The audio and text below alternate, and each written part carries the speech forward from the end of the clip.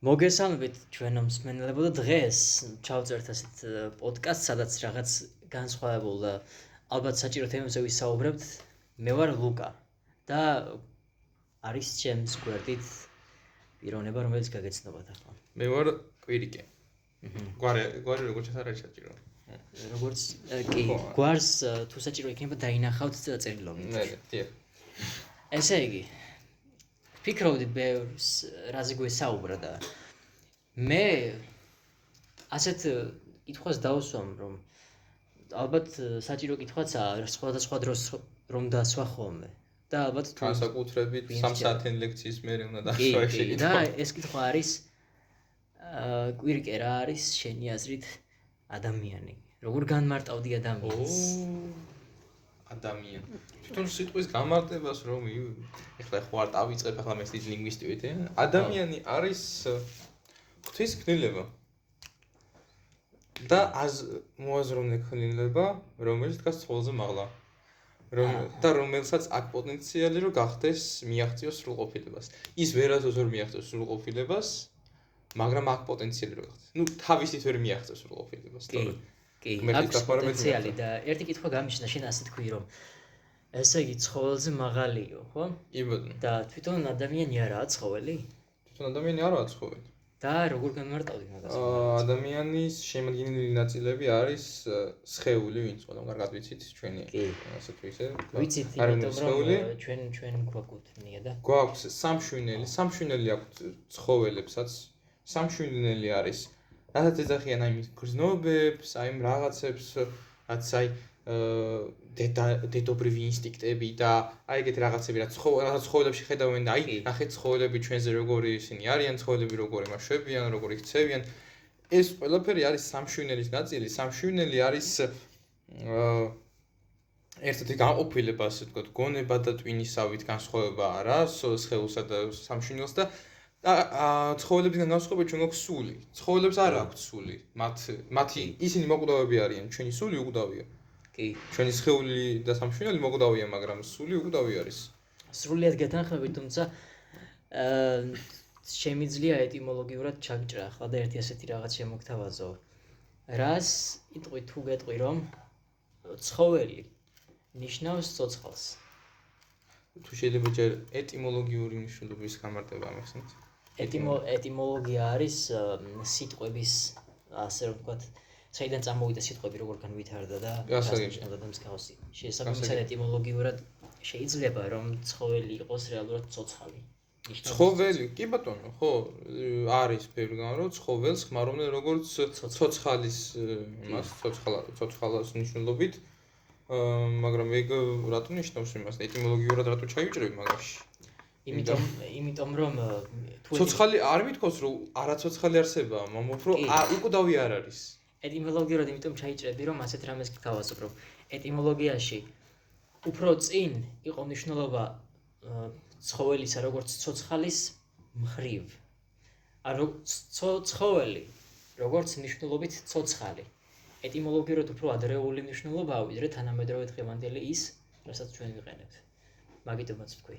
და შესაბამისად ადამიანი გამოდის ცოცხალი. პირუტყვი მაშინ, პირუტყვს ვიხმარებთ ეტიმოლოგიურად არ გამ. პირუტყვია, პირიდან ვერ ამბობს, მეტყველებს. კი. ის პირუტყვია. ეგ უკვე მართალია. მაგრამ პირუტყვს შეიძლება მუნჯს ნიშნავდეს. თუ არა. შეიძლება ნიშნავდეს, მაგრამ თუ აკონკრეტებ, მაშინ შეიძლება ნიშნავდეს თუ არა და არა. არა, არც მე არ გამიგონია. წესით ალბათ, მაგაზე გამოგვეკიდეთ. არც მე არ გამიგონია, რომ მუნჯი ადამიანისთვის შეპირუტყო და ეძახებინა თუ რამე პირუტყვს არ ჩაიდენდა. ასე შემდეგ. კარგი და რადგანაც კიდევ აი ეს ფრაზას რომ ამბობდი. ადამიანს ეს ცხოველი რო დაუძახო, ხო, შეურაცხყოფა პირუტყვი რო დაუძახო, ცხოველი რო დაუძახო, შეურაცხყოფა. ანუ ადამიანი ზოგჯერ ისე იქცევა, რომ პირუტყვისგან ვერც განაცხოვებს, ცხოველისგან ვერ განაცხოვებს. და წესით არ უნდა იქცეოდეს მას, იმიტომ რომ ის ადამიანი, ის მასზე მაღლა დგას. მართალია, წესით არ უნდა იქცეოდეს ეგრე. ეხლა ბუნების გამოცდილებით თუ გამოგვიხტებიან, არ ვიცი, მაგრამ რადგანაც მე ხორცს ვჭამ. ადამიანებზე ვისაუბრეთ, ხო? თვითონ ადამიანზეც ვისაუბროთ მეთქი. შენი აზრით თავში პირველი ადამიანთა და ადამიანის პრინციპში ინციდენტი რომ მოხდა ის რაღაც. პირველი შეცდომა. შეჭამეს. შენი აზრით ვისი პასუხისმგებლობა იყო მაინც? აი, ვისი პასუხისმგებლობა და ბრალი? ну, თუნდაც ბრალი. ანუ შენ ამბობ რომ როგორ ეშმაკს რო აბრალებს და ასე შემდეგ? ну, როგორც კიდე განი. ეშმაკი თავისუფალი კითხვა დავსვი ამ შემთხვევაში. ანუ ადამიანის ბრალია ზოგადად ყველაფერი, რასაც თვითონ აკეთებს. მაგრამ ადამიანის ყველაზე დიდი დანაშაული არის ის, როდესაც ის არ ნანობს. ყველაზე დიდი დანაშაული ეგაა. ამის, რა თქმა უნდა, ინიციატორი და რა თქმა უნდა, ის არის ეშმაკი. წერილებში, წინა წერილებში და ასე შემდეგ, წინა მართლმსავალობებში წერია ასე. არ არსებობს არანაირი მტერი, არავინ არ არის შენი მტერი გარდა ეშმაკისა. ანუ ეშმაკი არის ჩვენი ერთადერთი მტერი თუ ადამიანის ბრალია. მაგრამ შენ ვერ იტყვი იმას, რომ აი ეშმაკმა გამაკეთებინა ეს. შენ აყევი ეშმაკს, მიდი და მოინანიე მაშინ. კი, მაგას შესაძლოა. შენი პასუხისმგებლობა. შენი პასუხისმგებლობაა. ამიტომ ადამიანის პასუხისმგებლობაა და ამიტომ ის რომ ეშმაკმა შეაცდინა და რაღაცა, არა, ისე ეშმაკს აყვა. ну, ჯერ ევა აყვა ეშმაკს და ის თვითონ აყვა მე ევას, ადამიანი აყვა ევას. კი, ანუ კონკრეტულად რო ვიყოთ. ადამიანის პასუხისმგებლობა და ადამიანების და ადამიანების პასუხისმგებლობაა და არა ქალების. რა თქმა უნდა. რა თქმა უნდა ადამიანის პასუხისმგებლობა, იმიტომ რომ ქრისტეც იყო მაგრამ რა თქმა უნდა უფალი ეუბნება ადამსა და ევას რომ თქვენ ახართ ერთნი, ერთ სულ და ერთ ხორცს. ქორწინება არის უდიდესი საიდუმლოება, რომელიც შენ მარტო აღარ არსებობს. შენ ახარ ერთი სული და ერთი სხეული გაქვს. ანუ უკვე ქალიც ადამიანია? კი, ქალიც ადამიანი. ქალიც გარდა. გასაგებია. ეს ახლა ადამიანი თუ მდგას მაღალი ქალზე, ანუ ჯერ ცხოველს შევადარეთ და მე ახლა ქალს ვადარებ. პრინციპში ადამიანის გვერდით მყოფი ვინმეები არიან? ადამიანს ხო ყავდა ქალიშვილები.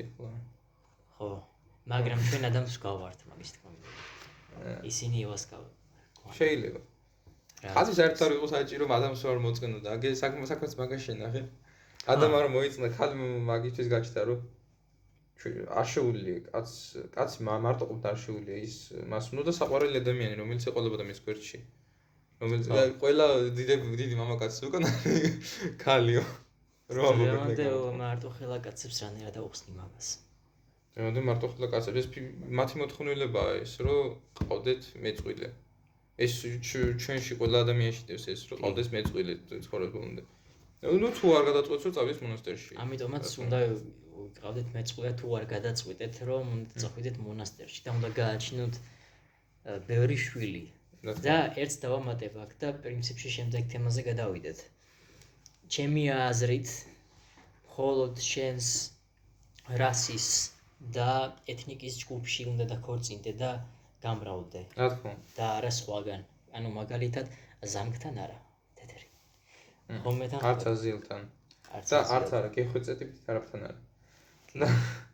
და ასევე ზანგებსაც მოუწოდებთ, რომ ზანგებო თქვენ მხოლოდ ერთმანეთში გამრავლდით და იქნება სწორედ თქვენს გაიხარებთ და ჩვენს და ინდოელებსაც მაგას მოუწოდებ და ინდოელებზე დავამატებ იმას, რომ თქვენს ადგილას გამრავლდით თან და სხვა ადგილას არა. რა თქმა უნდა, რა თქმა უნდა. ხო. ну, პრინციპში სხვაებსაც მოუწოდებ მაგას. ისე მაგასთან დაკავშირებით რას ფიქრობ, რომ ახლა ჩვენ ხედავთ უფრო მეტ ინდოელს, ვიდრე ხედავდით ადრე. მაგაზე რას ფიქრობ? არ მომწონს ეგ ფაქტი. ხო. ვერ ვეგუები და რა არის? რამდენი ხანი აგზელებენ ինგენს კიდე სწავლავს რომ ვერ გაეტიერა. უამრავი მიზეზია. რის გამოც არ მოგწონს ეგ ადამიანს. მაგრამ რა არის ყველაზე პირველი და პრიმიტიული მიზეზი? რის გამოც შეიძლება არ მოგწონს ეგ? ყველაზე პირველი და პრიმიტიული მიზეზი სუნი. კი ბატონო. პრიმიტიული მიზეზი ეგ არის, მაგრამ უფრო სერიოზული მიზეზი ახლა ეგ არ არის ისეთი მიზეზი, რომ მე ვთქვა, რომ აი ეგრე ადამიანის ბევრი ადამიანი ყარს და ბევრი ადამიანთან ვერ გაჩერდები, მაგრამ კი, მე ასეთ არგუმენტს ეგ არ არის მთავარი მიზეზი, რატომაც არ შეიძლება მოგწონდეს რომელიმე რასის ყოფნა შენს ქვეყანაში. კი ბატონო. ეკოლოგიურად ბუნების ეკოლოგიურად დაბინძურება უფრო არ არის, უფრო ნაკლებად საშიშია. ხო.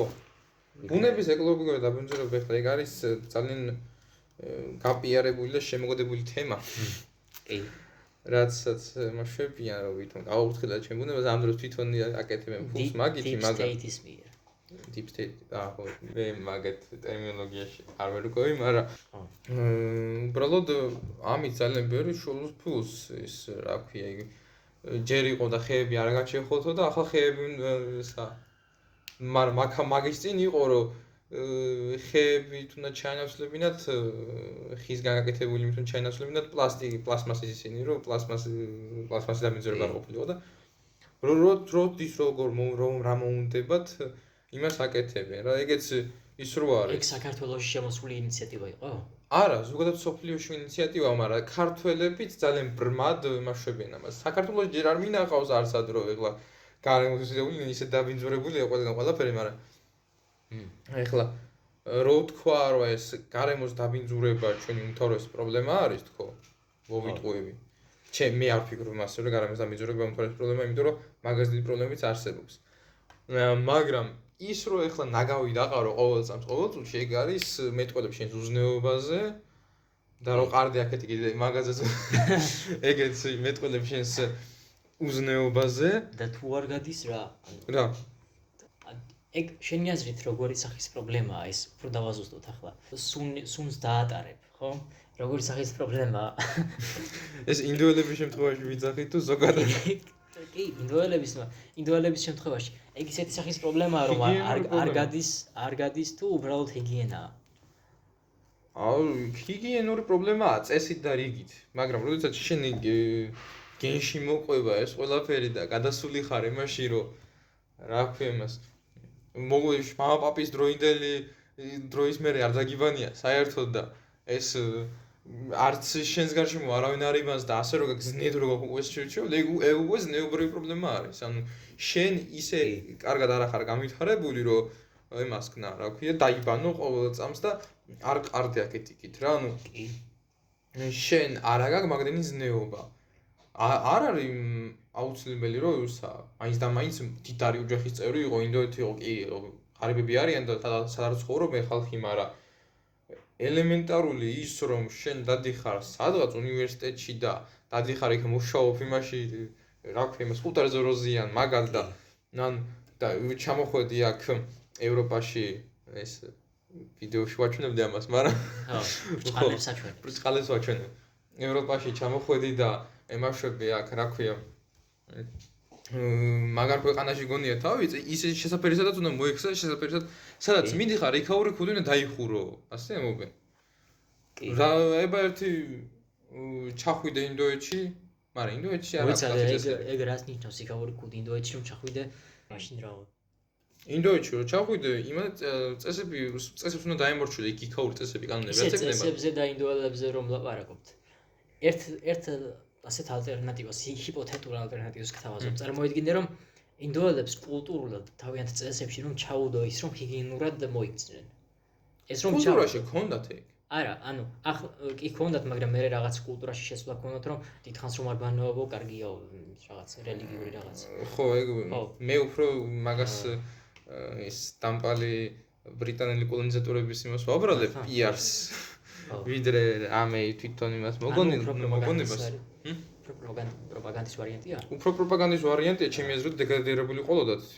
ხო. ზოგადად ბრიტანელები ისეთი დამპალი და ისეთი ერი იყო, რომ საკუთარი ენაც კი დაამახინჯეს და გაუბედურებს, ოღონდ იმიტომ, რომ მთელ ქვეყანა მთელ სოფლიოს აერთვისებინა ეგეთი იყო თუ აღმოჩნდა? რა?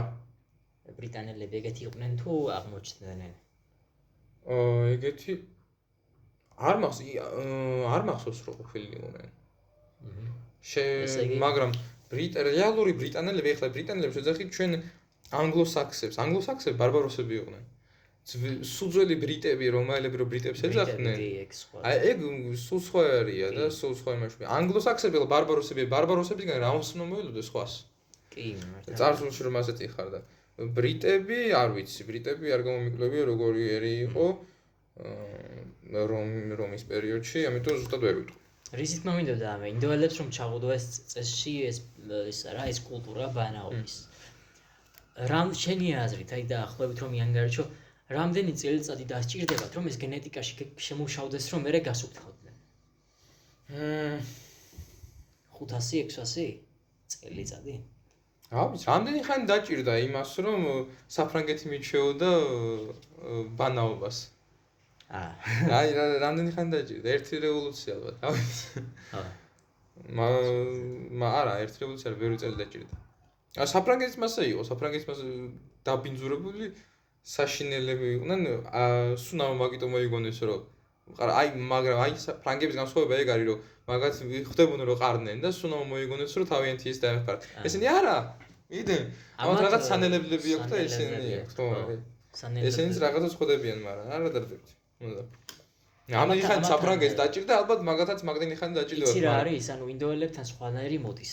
და სანელებლებს აკეთებენ და იმათთან ხო, ეხლა რასიზა. არა და ეხლა არავის არ ვაკნინებ, კაცო, ინდოეთის ერი ჩემი აზრით კულტურულად რაც ეკუთვნით ეგ. კულტურულად უდიდესი ერია, ძალიან დიდი კულტურა აქვს, უბრალოდ როგორც ყველა პოსტკოლონიზირებული ქვეყანა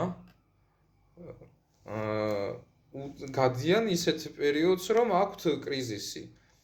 ჩვენც კრიზისში ვართ, ჩვენც არ ვიცით, ჩვენი წარსული რა იყო, ჩვენც ვივიწყებთ ჩვენ წარსულს და ისტორიას და ჩვენს კულტურას და ვაფუჭებთ და ვანაგვიანებთ იქს. რავი. ამას წინათ იყო, რა ქვია, ლაპარაკობდეთ ემაზე. ქართულ სუფრაზე და რაღაცა ასე შემდეგ. კი. ნანუ როგორ შეცვლილია და რაღაცა, შენც მოგითხარი იქ არჩილის ზნეობანი საქართველოსი, სადაც ლაპარაკობს იმაზე, რომ დათვრობა არ შეიძლებოდა და სუფრიდან ისე რომ უნდა გარიყავი, რომ ფეხი არ უნდა აგრეოდა თორე იქ იყო სირცხვილი და დაძალების კულტურა რო არ ქონდა საერთოდ და სრულად მოგონილია ყველაფერი. ხო და მაგას ლაპარაკობდი კი დაძალების კულტურა და მსგავსი ჩემი აზრით ყველა ბოლო და უზნეო ქართველების მოგონილია ვინც. კი ბატონო. ყველაფერი, აი ხლა რაც არის ყველაფერი, ეს არა. ჩვენ ცხოვრობთ ისევ საბჭოთა პერიოდის პრინციპები. კი, იმიტომ რომ მე ძალიან მინდა ხოლმე ხშირად მინდა მომაწვება ხოლმე რომ ჩავწერო ვიდეო ან დავწერო წიგნი რაღაც ასეთი სათაურით. რატომ ცხოვრობთ რუსულად? იმიტომ რომ ჩვენ ძალიან ბევრ ამას ვაკეთებთ დღესდღეობით რუსულად და საბჭოთა პრინციპებით. მათ შორის არა მხოლოდ ვთქვათ ჩვეულებრივ ზნექცევაში გამოიხატება, არამედ ძალიან კონკრეტულ და ზუსტ. ძალიან ხო, აი ძალიან ბევრ ამაში ჩვენ მივბაძეთ ადრე რუსებს და დავჭით ასე და გონია რომ ეს არის ქართული კულტურა. არა და არ არის ასე. რელიგიურ ასპექტშიც ხომ არა? განსაკუთრებით რელიგიურ ასპექტში. რელიგიურ ასპექტში ძალიან ბევრი რამე გვაქვს აღებული რუსეთისგან და რაც არ უნდა აგვეღო. მაგრამ ნუ ბიზანტიის იმის მერე ჩვენ რუსეთი ყავდა ერთი მორწმუნეერი და ამიტომ მოგვიწია და რას ვამბობდი. მე მქონდა ერთ-ერთ გამომცემლის იმასთან საუბარი და გამომცემელს ეუბნება რომ გამოეცე წიგნი წვადის საგალობელი. ნუ ეს გამოსცემს ზოგადად ქრისტიანულ წიგნებს რა. გამომცემლობა. წვადის საგალობელი რასაც. და წვადის საგალობელი ერთ-ერთ წიგნის გამოცემა უნდა და ამათ რომელიღაცა მომაგნენონ და წვადის საგალობელი მაქენით ახლა. წვადის საგალობელი ახლა რანაირად არის კულტურული მონაპოვარი? საერთოდ როგორ არის საერთოდ საიდან მოვიდა? ხო, საერთოდ ანუ რანაირად არის რელიგიასთან დაკავშირებული რელიგიური წიგნებთან მიდიხარ და წვადის საგალობელი, აი იმდენად არის დამახინჯებული, საერთოდ აზროვნებო ყველა რომ აი ეს წვადს როგორ შეიძლება უგალობა? გალობა არის ღმერთის დიდება. წვადის საგალობელი ძალიან ჩემი აზრით წარმართულად ჭირს. ძალიან წარმართულად ჭირს, იმიტომ რომ ჩვენ ის ცხარი შეწვაც, ცხვრის შეწირვა და რაღაცებს რო აკეთებენ ლომისობას და რაღაც სისულელებს. ეგ ყველაფერი ძალიან წარმართულია და ეგეც საბჭოთა იმიდან მოდის. ამ ხალხს ეს ყველაფერი მიქონდა ეკლესიასთან ადრე აკურთხებდნენ ამას მერე ან ტოვებდნენ ეკლესიაში, ან თვითონ ურიგებდნენ გაჭირებდნენ ეკლესია, ან გაჭირებულს ურიგებდნენ, ან იმაში ცხარს მონასტერში არ ჭამენ ზოგადად. წესი და რიგით მასე ზოგ მონასტერში ჭამენ, მაგრამ წესი და რიგით მონასტერში ხორცს არ ჭამენ საერთოდ არასდროს. რადგან ის ვახსენეთ ეკლესიები და საბჭოთა კავშირი. ერთ რაღაცას გავიხსენებ ჩემს სოფელში არის დღეს უკვე დიდი ეკლესია. მაგრამ ეგ ეკლესია გარე ინტერიერი რაც აქვს არის კათოლიკური ინტერიერი და ესა. იმიტომ რომ კათოლიკეებმა ააშენეს, მაგრამ რეალური ისტორია რაც აქვს. სანამ კათოლიკეები ააშენებდნენ მაგას, მანამდე მაგ ადგილას რეალურად მართლმადიდებლური ეკლესია იყო. ანუ ორიგინალი ეკლესია მართლმადიდებლურია მანდ. და უფრო ძველი ეკლესია. ახლა რა ხდება კათოლიკეების მიერ თუ აღარ მახსოვს, მაგრამ ეგ აშენებული ეკლესია რომ იყო, საბჭოთა კავშირის დროს თურმე მაგას იყენებდნენ რაღაც საწყობად, ნივთების საწყობად და შესალაგებლად. ანუ გამოსაყენებელი იმისთვის კარგი იყო, ინახავდა, კარგად ტემპერატურა ჰქონდა, კარგი და რაღაცა და მაგისთვის იყენებდნენ. კიდევ ვიცი მეორე რაღაცა ეკლესია მონასტერი, რომელსაც იყენებდნენ საავადმყოფოს მიზნით, რაღაც მსგავსი და ანუ ეგეთი პრინციპი გავრცელებული იყო. ეკლესიებს, რომლებსაც არ წვავდნენ და რომლებსაც ინარჩუნებდნენ, იყენებდნენ მიზნებისთვის, მაინც. ხო, აი, მეტეხი ციხე იყო. მეტეხის ტაძრის იმის გარშემო მეტეხის ამოკაწურებია ხალხის, იქ დაჭერილი ხალხის რაღაცები, რასაც კაწრავდნენ იქ თანამედროვეობით და იქ რა იყო ახლა შენახული არ ვიცი და ისედაც ომიანობის პერიოდში ზოგადად ძველადაც ბევრი აფარებდა ეკლესიას თავს და ასე შემდეგ, მაგრამ ეკლესიასაც წავდნენ ბოლოს. კი. როგორც იყო და არა, კომუნისტებმა ძალიან ბევრი რაღაცა გააფუჭეს და ძალიან ბევრი რაღაცა არის გაფუჭებული. ხო და რას ვამბობდი, რომ აი ეს ცხვრის რომ მივიდნენ მე ეს ხალხი რა, თავის მამაპაპატგან იცოდნენ რომ ლომისობას უნდა მივიტანოთ იქ ცხვარი. რომ იქ იმას უნდა. მე რა მოხდა? რა, ანუ ვინ არის იქ? არავინ არ დახვდათ იქ, ეკლესიაში არავინ არ იყო, იმიტომ რომ წიროლობთ შეცრებულია, მოდელი სტიკაროსანი არავინ არ არის. რა უნდა ქნა იქ? მიდიხარ და კლავ და ჭამ. კი. და შენ ის, აბა სად გაუშვებ? იქ ხო არ გაუშვებ ტყეში სადღაც ტყუილ უბრალოდ და ასე წარმოიშვა რომ შენ მიდიხარ და ლომისობას ის კი არ გადარდებს რომ მიხვიდე და ლომის ის წმინდა გიორგის შეევედრო და დახმარებას თქო არა შენ მიდიხარ იქ და მემარშვები ჩაკაფულს აკეთებ და ჭამ. და ასეთი ტრადიცია შემორჩა ბევრი, ძალიან ბევრი. და კომუნისტები ამას უწყობდნენ ხელს შეიძლება არ ვასწავლენ მაგას ისტორიულად, მაგრამ ძალიან უწყობდნენ ხელს. ანუ უწყობდნენ ეგეთ წარმართულ ჩვენს კი, აი წარმართულსაც არა შეიძლება არ იყოს წარმართული, მაგრამ იყოს რა ქვია, არასწორი. მაგალითად აღდგომას იმაში გასვლა. საფლავებზე გასვლა. არასწორად დამკვიდრებული რაღაცა. არასწორად, ანუ ძირითადად მე ანუ ეგეც იყო რომ პერიოდებში იყო რომ ეკლესიები შემორჩა მარტო სასაფლაოებზე. რა და მღვდლები იყვნენ მარტო ეკლესიებში და არ გამოდიოდნენ წესით მღვდელი უნდა გამოვიდეს იქადაგოს ქალაქში, სადაც აი ის რო დადის იქ რა ქვია კლიპი და ვიღაცები რო დადიან უნივერსიტეტში. აი ეგეთი რაღაცა ვარიანტი უნდა იყოს ხოლმე რომ გააკეთებდეს საჯარო გამოსვლებს, ასე შემდეგ ხალხისთვის და ლაპარაკობდეს, ქადაგებდეს რა. ამ ხშირად მოუწოდებ. კლიფნეჩელი თუ რაღაც ეგეთი გვარი აქვს ამერიკელი თუ. ხო ეგ პროტესტანტი ვიღაცა. ამერიკაში პროტესტანტი ევანგელიონისტი ვიღაცა არის, ვინც დადის და კამპუსებში ხო ეგ ეხლა არასერიოზულია და რაღაცა ისეთია, მაგრამ ზოგადად ისე ბევრი მოწოდება ახლაც რომ უდლებისგან რომ ეპისკოპოსებისგან რომ უდლებს ეუბნებიან გამოდით და იმას ქენით რომ ქადაგება არის საჭირო ისევ საბჭოთა კავშირში არა ვართ. ახლა შეგვიძლია ისევ ეკლესიებში ჩაკეტილი არ უნდა ვიყოთ, უნდა გამოვიდეთ და ვიქადაგოთ. მაგრამ ნუ იქნებ ცოტა ხანს შეიძლება ეგეც გამოსწოროს როგორმე და აი ეს პრობლემა რომ აი ხალხი მივიდა ეკლესიაში, ნახა სასაფლაო, კვერცხი და აღდგომის თან იყო აღდგომის დღე გადააქციეს სასაფლაოზე მისთვის დღეთ. თან კომუნისტებმა ჭკვია იხმარეს რომ სასაფლაოს დასუფთავების დღე თუ რაღაცა დააწესეს მაგ დღეს, აღდგომა დღეს და აღდგომა დღეს, როდესაც სიცოცხლის ზეიმი უნდა იზეიმო, სიცოცხლის ციკლზე გამარჯვება უნდა იზეიმო, შენ მიდიხარ სასაფლაოზე და მკვდრებს იმაშვებ. რა ქვია, მკვდრებთან ატარებ დროს, ასე ვთქვა და ჭამდა სვამი კაც. რა თქმა უნდა. ხო და ეხლა არადა ტიპიკონში პირდაპირ წერია რომ აღდგომას კი არა, აღდგომიდან ერთი კვირის განმავლობაში წინალში დული რო არის. საერთოდ არ უნდა იმას ქნა. სასაფლაოზე ფეხი არ უნდა შედა, მიცვალებულთა სახურება არ ტარდება. გარდაცვლილებს წინალში დულში გარდაცვა თუ გარდაიცვლება ვინმე, მაგას სულ სხვანაირი წესისაგება აქვს, საერთოდ სხვანაირი და კიდეც ამბობენ რომ წინალში დულში გარდაცვალება ისეთი თემაა რომ მაგ დროს გადაცვალება ჩვენთან ხო სიხარულია, უფრო სიხარულია ვიდრე გლოვა არ არის მართლმადიდებლობაში გადაცვალება. გლოვა იქნება მაშინ თუ ჯვიხეთში მოხვდა ეს ადამიანი, მაგრამ შენ არ იცი ჯვიხეთში მოხდება თუ არა და იმის რო ბრწყინვალე შვიდობის დროს გადაცვალების დროსაც არ არის დამწუხრების მიზეზი, იმიტომ რომ ასეთი ეს არის ბრწყინვალე შვიდობის გადაცვალებისას უფრო მარტივად გადის საზვერეებს გარდაცვლილი. ნუ საზვერეები ახლა დოგმატური საკითხი არ არის, მაგრამ ძალიან დამკვიდრებული არის რა. ხო და აი ესეთი ბევრი ისინი არის, რამდენად საზვერეები რამდენად გამართლებული და ძალიან ბევრი წმინდა მამა ამბობს, რომ არის მასეო და რაღაც მსგავსი ალბათ არის კიდეც, იმიტომ რომ იერარქიას ყოველთვის იცავს მართლმადიდებლობა, იერარქია ერთ-ერთი საფუძველი, ამიტომ და იერარქიას ყოველთვის ემხრობა.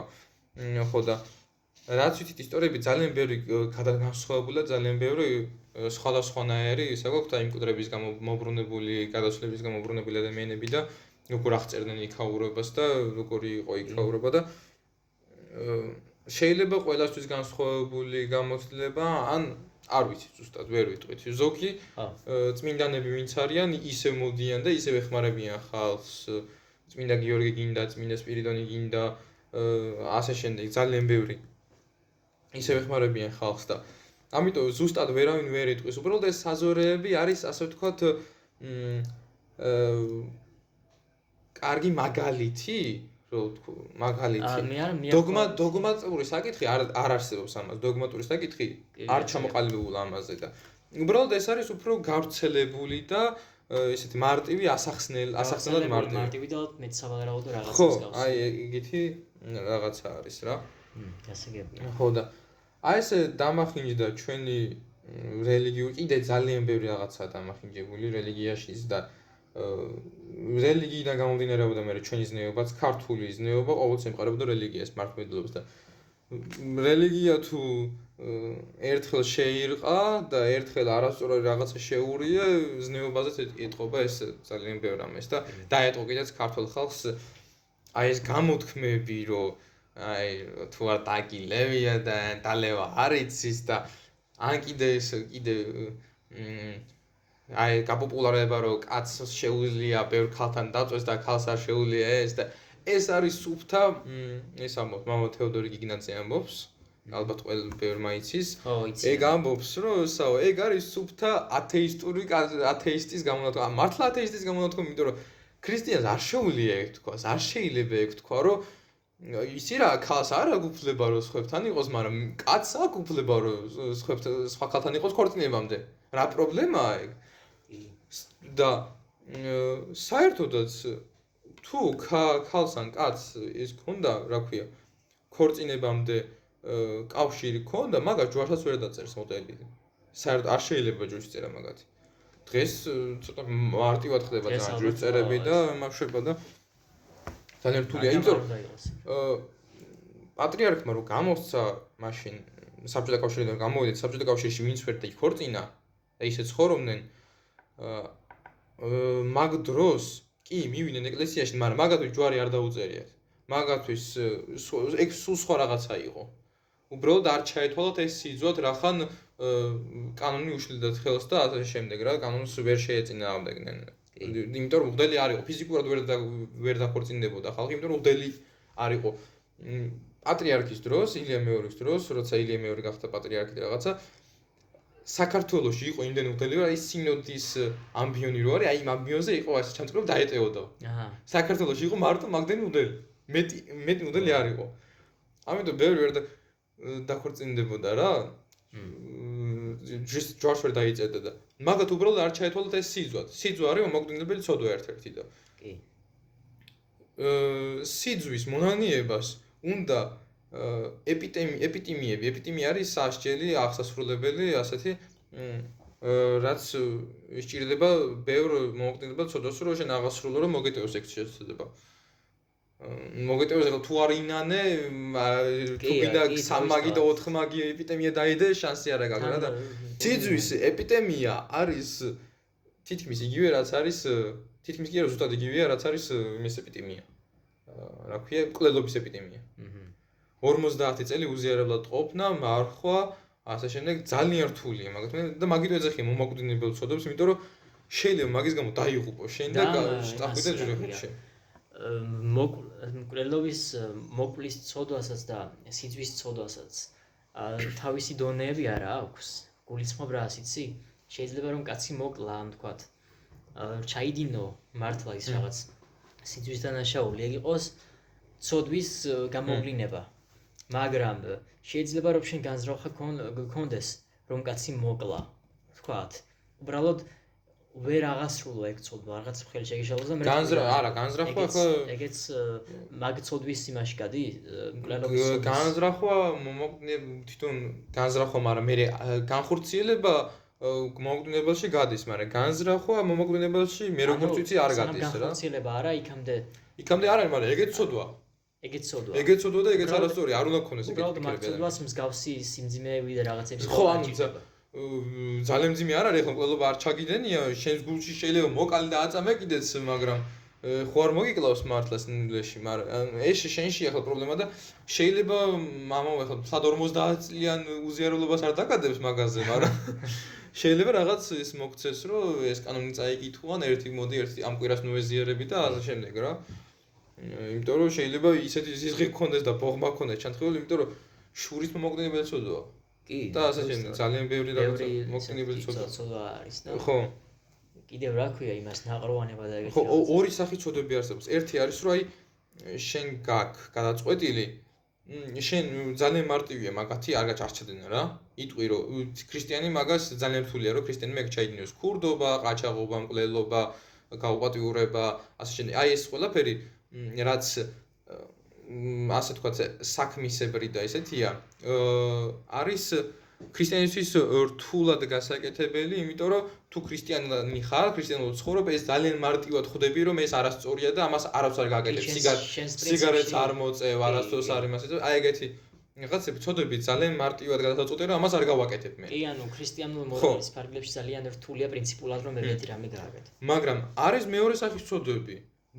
ცუდი გუბაროტი გულის თქმა, განკითხვა, ბიწიერი სიტყვების თქმა, ასე შემდეგ. ეს რთულია, იმიტომ რომ ძალიან მარტივია ამათ ჩადენა.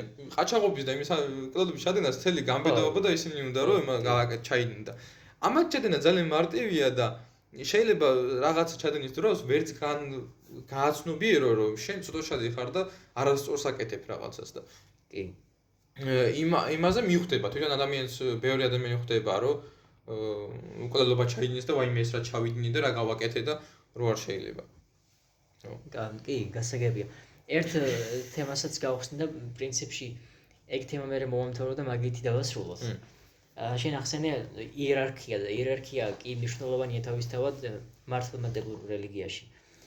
და თუ ვიმსიალებთ რაზე იცი რომ იერარქიულად ალბათ ჩვენ ადამიანებიც მართლმადიდებლური რელიგიის მიხედვით ვიყოფით მაგალითად სასულიერო პირები ვინც არიან მღვდლები და ისინი ჩვენთან შედარებით იერარქიულად მაღლა არიან, ხომ ასეა? კი. და ასეთი რამე რომ შემოგთავაზო და რამდენად წამყვები, რამდენად გაიზიარება და მართალი იქნება შენი აზრით. მიუხედავად იმისა, რომ არის ის მღვდელი სასულიერო პირი და ვართ ჩვენ და ისინი მაღალ იერარქიაში არიან, ჩვენ დაბალ იერარქიაში. რა ლოგიკას ახლა ვიტყვი, იმ ლოგიკის მიხედვით მაინც თანასწორები ვართ და რა არის ეს ლოგიკა? რომ ის მღვდელი არის მაღალი იერარქიის და იმ რაღაც მაღალ საქმეებს ჩადის. მან რომ რაღაცა ცუდი გააკეთოს და რაღაც ცუდა ჩაიდინოს, უფრო მეტი სიმძიმით მოეთხოვება. კი, ვიდრე ჩვენ მოეთხოვება. შესაბამისად, მსგავსი ურთიერთდამოკიდებულება იერარქიულად და ეგეთი დამოკიდებულება პრინციპში თანატოლს გვხდის ერთმანეთში. ზუსტად, აი მაგაშია საქმე, რომ შენ მეფე ხარ, სახარ, გლეხი ხარ, აზნაური ხარ, მღვდელი ხარ, მონაზონი ხარ, ბერი ხარ, არ ვიცი, მოხუცი ხარ, ახალგაზრდა ხარ, ბავშვი ხარ, შენ ყველა უნდა განასხვაო თავისი იერარქიით, იმიტომ რომ ზოგი შეიძლება შენზე მაღლა დგას, ზოგი შეიძლება შენზე დაბლა დგას. აი იმების ხრივ, მაგრამ ღმერთის წინაშე ყველა თანასწორია და ყველას იმდენი მოეთხოვება, რამდენიც მისცა მან. კი. ანუ შენ რომ მოგცა მეტი, უფრო მეტი მოგეთხოვება, ტალანტებზე როა იგავი. კი. შენ რომ უფრო მეტი მოგეცა, უფრო მეტი მოგეთხოვება. ეხლა არ არის ეგ სწორი. შენ თუ უფრო ნაკლები მოგეცა, უფრო ნაკლები მოგეთხოვება.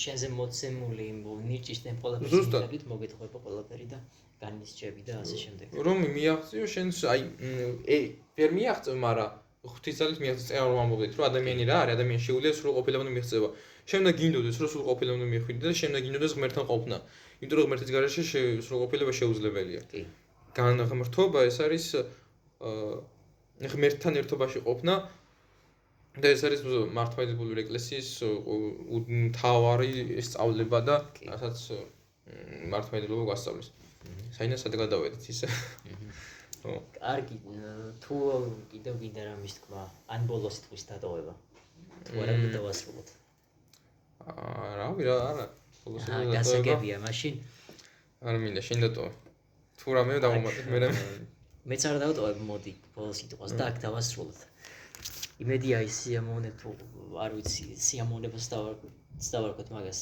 ჩვენი საუბრით და აქ დაგემშვიდობებით და ალბათ მომავალში შევხვდებით მომავალში შევხვდებით აუცილებლად